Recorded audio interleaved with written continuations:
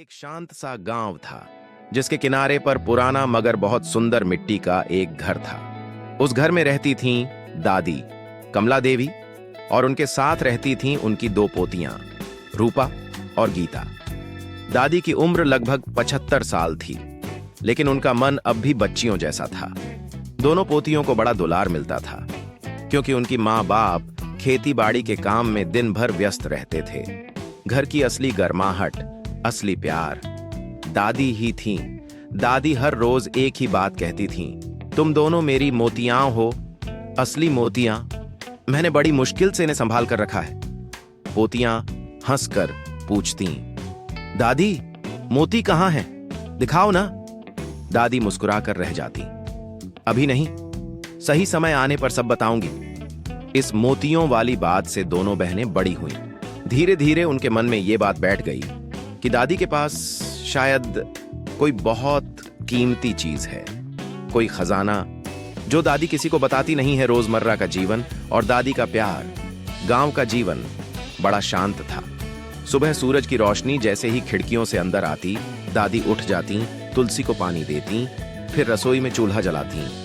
रूपा को दादी के साथ आटा गूंदना पसंद था। गीता को दादी के पास बैठकर कहानियां सुनना। दादी उन्हें हर कहानी में एक ही सीख देती, बेटा, दुनिया में सबसे कीमती चीज पैसा या गहने नहीं, इंसानियत और एक दूसरे का साथ है।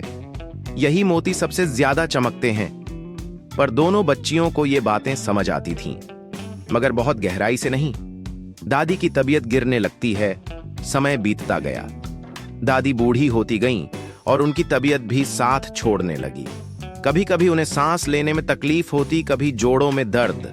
दादी के हाथ कांपने लगे, पर पोतियां उनका हाथ पकड़ लेती। कभी रूपा दादी के पैरों की मालिश करती, कभी गीता उनके लिए दवा पानी लाती। लेकिन बीमारी बढ़ती ही गई। दादी का आखिरी दिन, एक दिन दादी बहुत शांत थीं। चेहरे पर अजीब सी थकान, आंखों में हल्की नमी। दादी ने अपने पास लेटा लिया दोनों पोतियों को और धीमी आवाज में बोली, मेरी बच्चियों, तुम दोनों मेरी जिंदगी की सबसे बड़ी कमाई हो, मेरी असली मोतियां, इन्हें कभी मत खोना। पोतियां रो पड़ी, दादी आपको कुछ नहीं होगा, आप ठीक हो जाओगी ना? दादी मुस्कुराईं, लेकिन जवाब नहीं दिया। कुछ ही देर बाद दादी ने अपनी आखिरी सांस ली। घर में सन्नाटा छा गया। पूरा गांव रो पड़ा, जैसे किसी ने अपना अपना बुजुर्ग खो दिया। दादी के बाद का खालीपन, दादी के जाने के बाद घर बदल गया।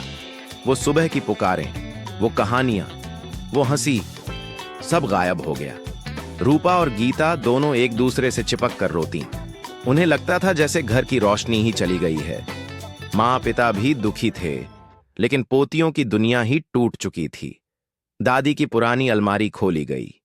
कपड़े, चश्मा, पूजा की किताबें, सबके बीच एक लकड़ी का डिब्बा रखा था। उसी डिब्बे को देखकर दोनों बहनें चीख पड़ीं, दादी के मोती! डिब्बा बड़े प्यार से खोला गया। अंदर कोई मोती नहीं थे।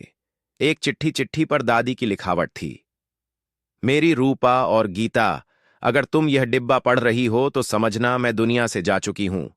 जो मोती तुम हर रोज मांगती थीं, वे कोई जवाहरात नहीं थे। तुम दोनों ही मेरे मोती थीं। मैंने तुम्हें जो सीखें दीं, प्यार करना, सच बोलना, लोगों की मदद करना, एक दूसरे का साथ निभाना, यही तुम्हारी असली कीमत है। अगर तुमने इन सीखों को जिंदा रखा तो समझना दादी आज भी जिंदा है।